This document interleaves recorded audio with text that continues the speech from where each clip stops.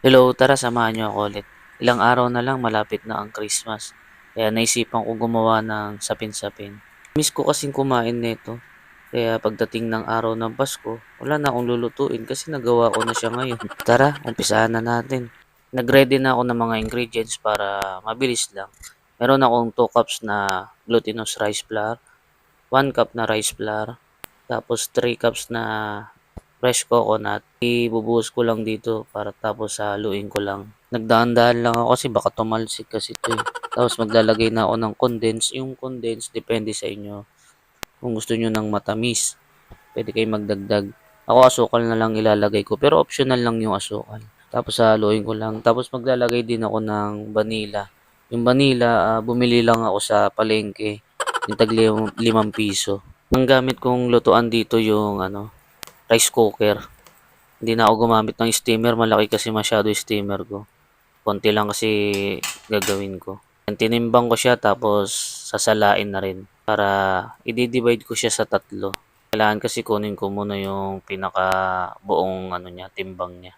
Itong ginagawa ko, simple lang to. Kung gusto nyo ng special na sapin-sapin, lagyan nyo ng ube halaya yung ube food color nyo. Tapos yung yellow, lagyan nyo ng langka. Tapos yung sa puti, yung tawag dito, yung makapuno. Yan, talagang masarap yung sapin-sapin. Tapos nagpaid na ako ng oil dito sa baking pan. Hindi na ako nag-video dun sa pagluto ng latek kasi parang hindi masyado mahaba yung video. Pati dun sa sapal. Ayan, lulutuin ko lang siya ng 15 minutes. Tapos pagtapos ng 15 minutes, i-check ko siya ng toothpick kung luto na. Kung hindi pa, extend lang kayo. Ayan, tapos isusunod ko na yung layer na yellow. Ayan, tapos ganun ulit. I-steam mo ulit ng 15 minutes. Kapag luto na, tusok ulit ng toothpick. Tapos ilalagay ko na yung last na layer. 10 minutes ulit siya. Habang niluluto ko nga to, iniisip ko nga kung matatanggal ko ba siya sa baking pan ng buo. O baka masira lang. Sayang naman yung effort ko dito. Pero buti na lang, natanggal ko siya ng buo. Yan, nung naluto na, pinalamig ko muna kasi hindi ko mahawakan yan pag mainit. Ayan, tapos dahan-dahan ko inano yung gilid. Tinanggal, tapos tinaktak ko siya sa plato. Ayan, may pahawak-hawak pa nga ako dyan. Akala ko talaga masisira pero konti lang naman yung natabas sa ibabaw. Napahiran ko na rin ng oil ng latek para fresh siya tignan.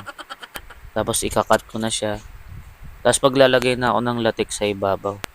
Nagluto din ako nung sasapal eh. Tinosted ko lang siya tapos nilagyan ko siya ng konting asukal.